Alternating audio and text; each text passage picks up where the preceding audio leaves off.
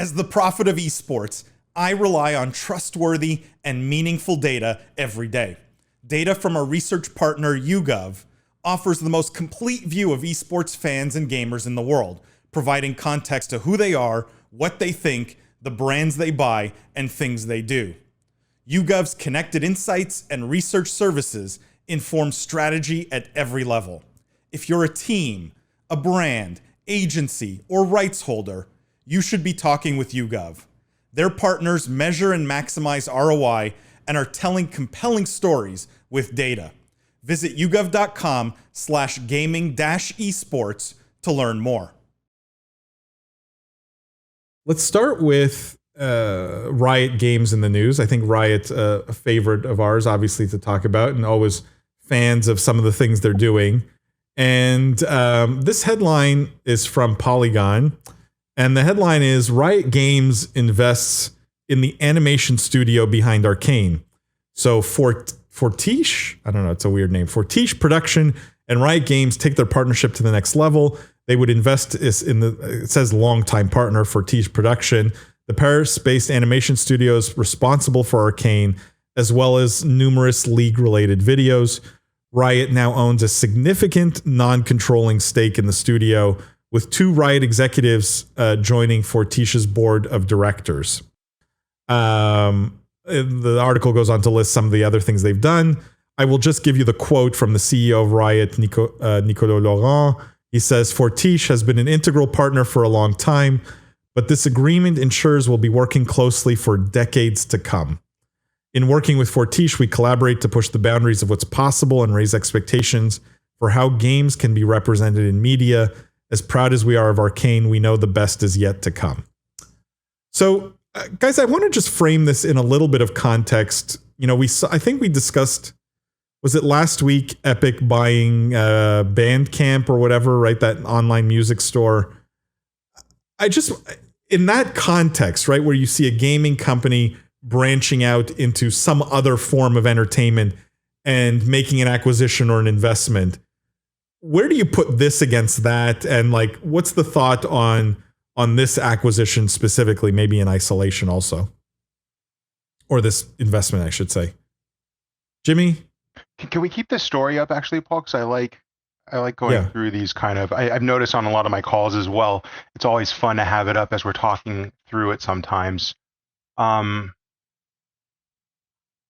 know, the one thing that I loved about this is that it was like Riot doubling down on something that they had tried out before, right? Longtime partner was a key word. They had used him for Arcane. We had talked also when Arcane first came out about that really being the tip of the iceberg, not just for Riot and their content that they're going to come out with in other media, but also for other games that are probably in development and being in various stages of their production life cycle.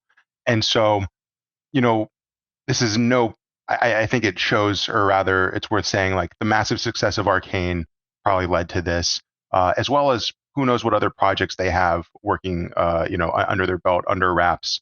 But it really is Riot, I think, continuing to lead the space and say, hey, we're trying new things, we're creating new content. It's all a massive success because what we do is awesome and our fans are awesome. And these aren't just one-off things. We're going to get behind it, double down, do more. Yeah, I totally agree with Jimmy. I mean, this almost feels like absolutely. It almost, when I saw the headline, I was actually surprised that they hadn't already invested in this company. Because I know they do have a big media division, and that's a big focus for them. So I almost was like, wow, how did they not do this already? But yeah, I think in the context of the question you asked, Paul, around this versus the Epic acquisition, I'm always kind of the Epic defender on the panel. I think this is a much better fit. I mean, to me, the Arcane show has been a smash hit. There's been a ton of kind of crossover this transmedia space in the last year, really since The Witcher, which I guess maybe 2 years ago, has absolutely blown up. It feels like every video game now has a media streaming crossover, which I think is great. Hopefully the quality will continue to be good, because I think whenever you start to see an acceleration of a trend like this, I always get a little worried that you're getting people kind of following and cash grabbing, and I think we might start to see the quality decrease a little bit. But to me, this is right down the fairway for what Riot should be doing. The what is it, House Party? What was the Epic acquisition called? Bandcamp. Bandcamp. Yeah, I mean that one we talked about last time, but it is a bit more. We're gonna have to wait and see what the strategy is there. I think it's possible they have an interesting music strategy, but it's not as kind of cut and dry. Does anyone think, like, so, I my take on this was, this is way more genius than the whole Bandcamp thing. Like, it's a way better fit. But is anyone thrown off a little bit by the fact that this was an investment and a minority stake, or at least it's a non-controlling stake? Like, why wouldn't Riot just buy them outright? Why? Anyone have thoughts on why? Like, is there a lack of conviction? Like, maybe the gravy train on sort of Netflix content comes to an end and they won't need this anymore, so it doesn't make sense to buy them or spend to acquire them outright. I mean, sorry, or Lindsay, you go first. It looks like you're trying to say. Oh yeah, I thought the opposite actually. I thought that them taking a non-controlling stake and putting people on the board said that they really trusted this company to continue to create smash hits and smash success. Arcane was a perhaps a once in a lifetime success, but also if I were looking at companies and who I wanted to partner with, I would pick the company that created the most popular series on Netflix ever. When you asked about the comparison to Epic buying Bandcamp, this would be like if Bandcamp controlled all of Travis Scott's concerts or something.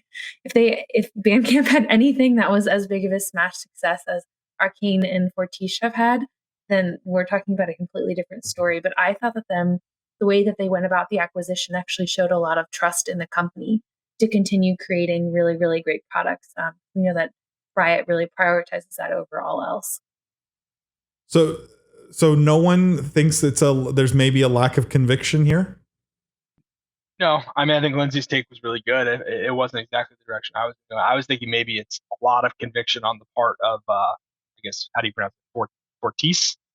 Maybe they didn't want to sell, right? And obviously Riot has the money. Like, there's always a dollar number, but these guys just came off a massive smash hit, and they might not want to cash out. They may want to, they may have other projects going on or whatnot that aren't Riot related. So they may just have a lot of conviction in what they're doing.